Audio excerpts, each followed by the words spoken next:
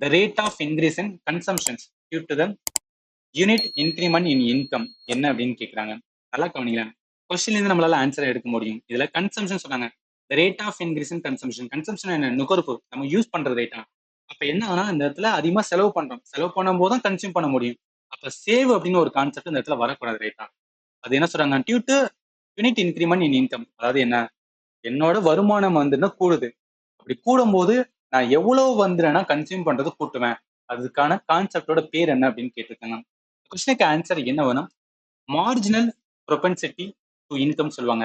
Average ஏன் வராதுன்னா நார்மலாவே ஒரு ஆவரேஜ் அப்படின்னு சொன்னேன். சராசரி ரைட்டா? சராசரி எப்ப கண்டுபிடிப்போம்? இப்போ ஒரு 5 பேர் இருக்காங்க. ஒரு 5 பேர் இருக்காங்கன்னு வச்சுக்கலாம். ஒரு 5% இருக்காங்க. 5 ஸ்டூடெண்ட் இருக்காங்க. 5 பேரோட வந்து வெயிட் இருக்கு. ஸோ 5 பேரோட வெயிட் இருக்கு. அவங்களோட ஆவரேஜ் கண்டுபிடி என்ன பண்ணுவோம்? முதல்ல அந்த 5 பேரோட வெயிட் இருக்கும். 1, 2, 3, 4, 5. 5 பேரோட வெயிட் இருக்கும். அந்த 5 பேரோட வெயிட்ட போட்டு மொத்தம் 5 பேர் போட்டு என்ன பண்ணுவோம்? கண்டுபிடிப்போம்ல. அதே மாதிரி தான் இங்கேயும். ஆவரேஜ் ப்ரொபென்சிட்டி டு இன்கம்னா டோட்டல் வந்து இன்கம் இருக்கும். டோட்டல் வந்து இன்கம் இருக்கும். அதே மாதிரி வந்து நான் டோட்டலா என்ன பண்ணுவேன்னா கன்சியூம் பண்ணியிருப்பேன். நான் டோட்டலா வந்து கன்சியூம் பண்ணியிருப்பேன். இது ரெண்டையும் வந்து டிவைட் பண்றது. டிவைட் பண்ணி ஒரு ரேஷியோ வரும் பாத்தீங்களா?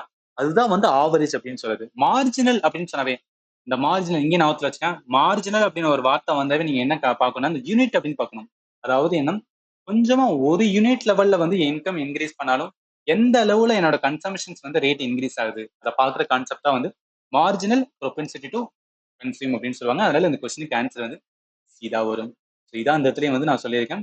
Marginal propensity to consume. MPC means வந்து proportion of the aggregate rise in pay. பேனா என்னோட சேலரி. கன்சியூமர் என்ன பண்ணுவாங்க? Spend on the consumption of goods and services oppose to the saving it. அதாவது நான் சேவ் பண்றதை விட என்னோட சம்பளம் வந்து உயருது அப்படின்னா நான் சேவ் பண்றதை விட செலவு பண்றது அதிகமா இருக்கு. அதை சொல்ற கான்செப்ட் தான் வந்து மார்ஜினல் ப்ரொபென்சிட்டி டு கன்சியூம் அப்படின்னு சொல்றது.